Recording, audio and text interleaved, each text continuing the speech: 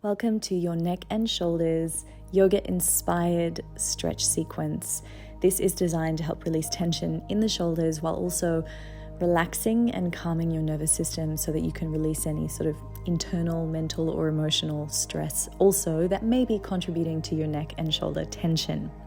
Now, for this particular sequence, we will be using some blocks and a band. If you don't have those, it's okay. You could use a t-shirt as your band and some firm cushions as your blocks. But of course, a band and blocks are going to be more effective in this case. Okay, so we're going to begin in child's pose. You're going to bring the feet together and take the knees out nice and wide.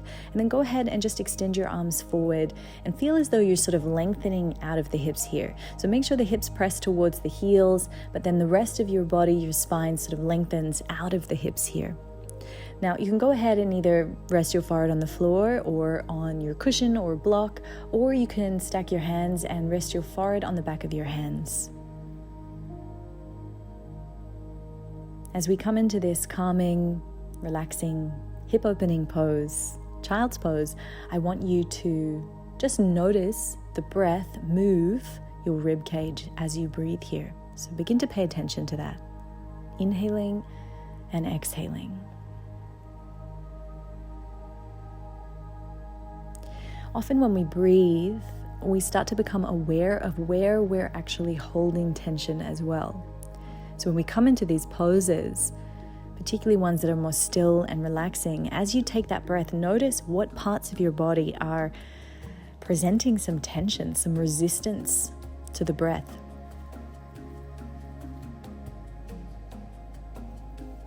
Also pay attention to how deep your breath is. So where can you feel the movement? Can you feel it all the way down into your ribs, or is it sort of stuck high up in your neck? Is it stuck up in your upper chest?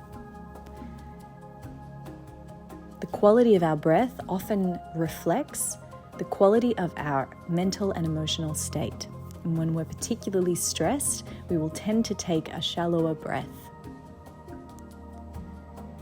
One beautiful way to instantly impact your central nervous system, particularly by stimulating your parasympathetic nervous system, is to just calm the breath, but ensure that it starts to move a little bit deeper. So while we're here in this child's pose position, I want you to feel as though you're drawing the breath all the way down into the bottom of the ribs. And we want to feel as though the back of the ribs are expanding as you inhale. And as you exhale, allow your body to melt down towards the floor.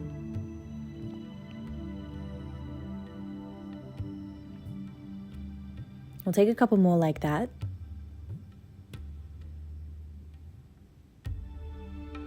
And then walk your hands back in and just push yourself up into an all fours position onto the hands and knees. Now let's just adjust the knees so that they're hip distance and the hands so that they're shoulder distance. Spread the fingers nice and wide. You're going to go ahead and drop the belly down. As you drop the belly down, begin to lift up through the head and the hips. So I want you to feel as though you're flexing your hips, arching your back, inhaling here. Feel your heart almost peel through the front of your chest. Draw the shoulders back. As you exhale, belly button to the spine, rib cage pulls in, and we start to round the spine. And then the head's the last thing to come down. We squeeze the glutes. Inhale, drop the belly, lift the head and the hips, heart opens, shoulders pull back. Exhale, belly to the spine, push the floor away, head down. So just a little bit of cat-cow. You're going to do this in your own time now. Inhaling into your cow position and then exhaling into your cat position. And as you do this, I want you to feel as though the breath is moving you through each pose. This becomes a moving meditation. Alrighty, come back into a neutral spine here. We're going to move into Anahatasana, heart opening pose. So keeping the hips right above the knees here, begin to walk your hands forward. And we're going to slowly just start to extend the heart towards the floor. If it's okay for you, you can bring your chin to the floor, which is going to really be a lot of extension on the cervical spine up at the neck. If that's not available to you right now, then that's okay as well. Don't do it. We just want to feel as though the ribs are sort of melting away from the hips here, opening up through the thoracic spine. Okay, walk the hands back in, and we're going to come into a seated position. Now, I like to sit on the blocks here, but I just want you to make sure that if you sit on the blocks, you can still reach the floor. So when we come into a side stretch, which we will in a second. So if it's not comfortable for you to sit on your blocks, you're very welcome to do this on a chair as well if your hips feel a little too tight today. Okay, so from this seated position, we're going to take our arms by our side. We're going to reach them down towards the floor. You can either place them on the floor if you're not quite high enough, or just kind of make two fists and reach them downwards. And I'm going to sit nice and tall here. I'm going to drop the chin towards my chest. I'm then going to take my chin towards the left collarbone. And then I'm going to turn my left ear towards my left shoulder.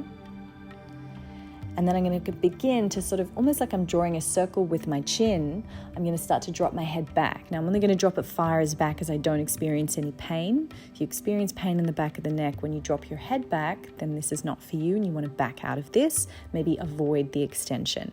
The chin starts to move up and around over to the side. And then from there, we're then going to bring the ear towards the shoulder, turn the chin down to the right collarbone, and then it comes back down to the center of the chest.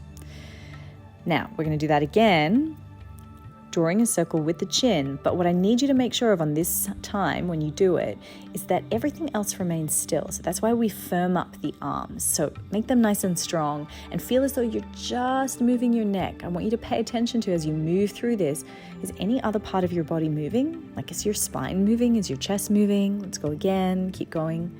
You guys just keep doing this in your own time, moving around from left to right, right to left. These are called neck-controlled articular rotations, and probably the most operative word in that sentence is the fact that they're controlled, okay? And controlled being that we are really isolating just the neck joint here. So really trying to ensure that we have a proper neck. And if your movement is limited, or if other parts of your body have to move, it could either be a tension or tightness issue, or it could be a coordination issue. But the more that we do this, the more we're going to gain range within that neck. A couple more times, just working through these neck-controlled articular rotations. Okay, beautiful. Come back to center. Now, sitting up nice and tall, you're going to take your arms out to the side, and I want you to keep those two fists, keep your arms nice and strong, and we're going to start to internally rotate. So I want you to internally rotate just at the shoulder joint. I don't want you to round your spine. No hunching, keep everything nice and tall, and then we're going to externally rotate. So then we're going to start to twist open. Good, same thing. I don't want any arching through the back. So staying nice and tall, spine super stiff and strong, internally rotate and externally rotate. Just warming up those internal and external rotators in the shoulder. A couple more times. Perfect. Release the arms down by your side. Now we're going to move into a side stretch. So bring the right fingertips towards the floor, and the left arm is going to reach up and over to the side. And as you lean over to the side, just lengthen out of the hips. Make sure that that left hip does not pop off the floor. Getting that delicious side stretch here. I want you to turn your chin down towards the floor and extend your left arm away from you. And really feel as though someone's pulling your arm away from you here. So really lengthen away. Beautiful. Use your hand to push yourself back up to center, and we'll take it to the other side. Left fingertips reach towards the floor, and that right arm follows you up and over to the side.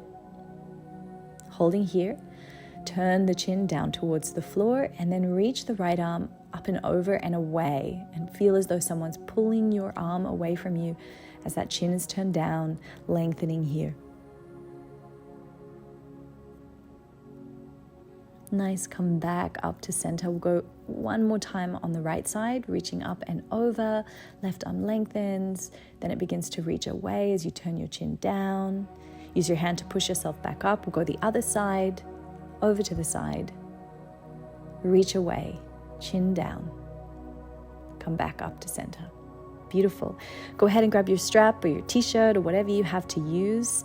We're going to take it into the right hand. And you're going to turn the right fist down like you're making a thumbs down. You're going to take that arm behind you, and then with your left hand, you're going to go ahead and reach behind, and we're going to start to creep the fingers, I'm going to turn around so that you can see what I'm doing. We start to creep the fingers up together. So we come into what's called Gomukasana arms. So we're starting to move the hands towards each other. Now this is going to be quite intense on the shoulders for a lot of you, and that's okay. Just holding here. Take a deep breath in, full breath out. And we're just going to try to sit in this position here. Again, you can sit on a chair, or you can sit on your blocks. Wherever you are, you want to be relatively comfortable in the hips because we're focusing on this shoulder release here. Inhale here, exhale here. As we're holding this position, see if you can creep the fingertips together a little bit more.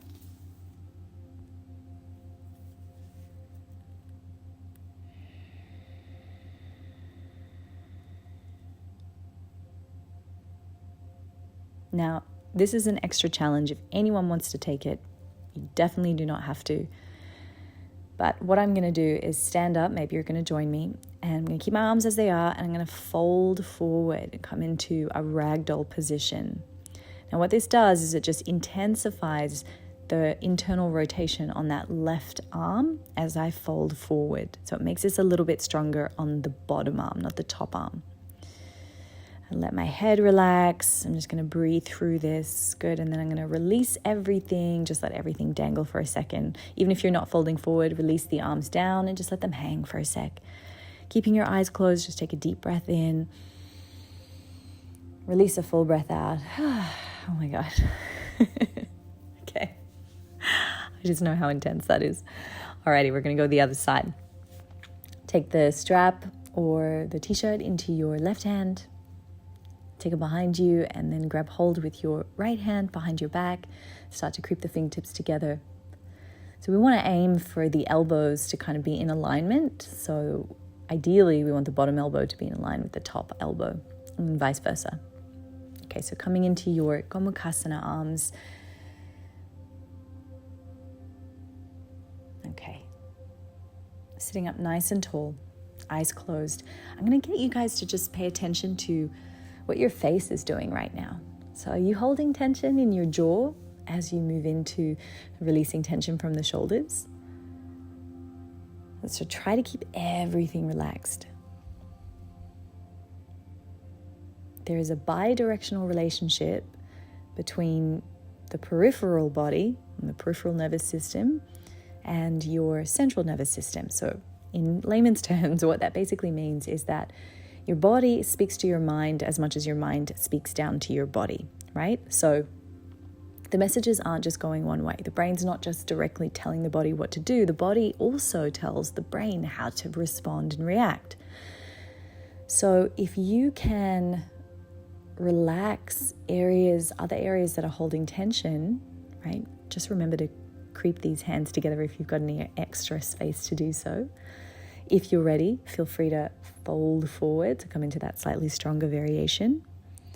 Remember that you're giving messages based on how you're responding to the intensity of this. So if you can just continue to remember to take deep breaths, to keep everything nice and calm, it further calms the nervous system, right?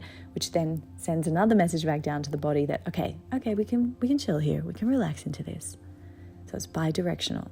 What you're doing with your body, how your posture is, what your jaw is doing is also sending another message back up. Bi-directional. Okay, let's release. Good work, guys. I think you guys were in that side a little bit longer. That's okay. Extra juiciness for the shoulders. All right. So you're just letting those release a little bit. Now, it wouldn't be a Shona Virtue mobility sequence if we didn't also work through some activation stuff, okay? Because sometimes the cause of our shoulder tension can be that we're lacking strength. So what we need to do is come into a Dandasana position. So go ahead and sit on your mat. And this is where it is important to have blocks. You could use 2 chairs, or if your cushions are firm enough, they may also work to create a little bit of height here. But what I'm going to do is sit in between my 2 blocks, placing my hands onto the blocks here. I'm going to draw the shoulders down and back, and I'm going to lift my hips off the floor here. Now you can go ahead and bend your knees for a little bit less of an intense kind of strengthening work here. If your legs are out straight, it's a lot harder. And there's also a little bit more temptation to round the spine, which we don't want. But what I'm doing here is I'm lowering my hips down and then pushing to lift off. Lowering the hips down, pushing to lift off.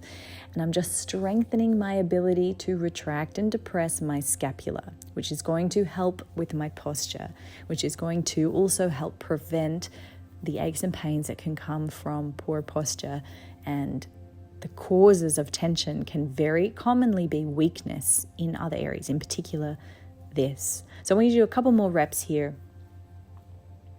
Beautiful. And then releasing. Now, for this final pose, I'm going to use the blocks for a little bit more of a chest opener, a heart opener, and a thoracic spine opener. If you don't have blocks, that's okay. You can just lie on the floor. You can place a cushion underneath your chest, or sorry, not underneath your chest, underneath your back, your upper back. Okay, so I'm going to line up the blocks here like so. So one block is long ways and my spine is going to lie over that. The other is to support my head. And I can either have it at medium height, full height, or all the way down towards the floor in its lowest height. And I'll show you what happens in a second. We're going to come onto our butt, bring the soles of the feet together, knees go out wide. And I'm going to slowly lower my spine down onto the blocks. Now, where I want the blocks to begin is sort of around my bra strap. If you don't wear bras, which I rarely do, then it's going to be it's where your ribs connect into your spine.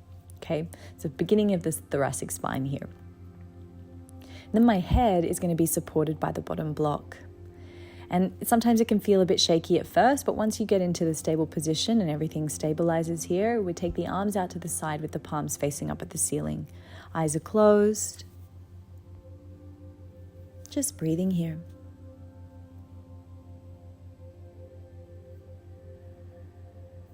This is a beautiful way to open up through the chest, to kind of get yourself into a position that opposes a lot of what you might have done if you spent the day at the desk or hovering over electronic devices. We'll take one more deep breath in and a full breath out. Turn the palms down and just lift yourself off the block gently. Now come into this seated position with your knees pointing up at the ceiling, feet hip distance apart. You can either place your hands onto the blocks either side of you, which does make this a bit easier, or you can bring your hands to the floor. Fingers pointing forward is the hardest. Turning the fingers out to the side is a lot easier. Now from here, I'm going to press into the hands and the feet and lift my hips off the floor as high as possible, and then lower down as I inhale. Exhale, lift. Inhale, lower down. Exhale, lift. Inhale, lower down. One more time. Exhale, lift. Inhale, lower down. Perfect. Then from there, we're just going to come onto the floor, hug the knees into the chest, rock the body from side to side, come to interlace the fingers, extend the arms up above the head, point the toes, big inhale here. And then exhale, move your way into Savasana. Now you're welcome to just stay in Savasana here for a little bit longer, just breathing and feeling the effects of the practice. Or otherwise, you can take on one of my other yoga videos, which I would highly recommend doing, because now your shoulders are nice and open. If you have the time, try out one of my more dynamic Vinyasa yoga sequences to really test out that shoulder mobility. It'll leave you feeling energized and just like a whole lot better. Alrighty guys, I will see you on the mat soon. Namaste.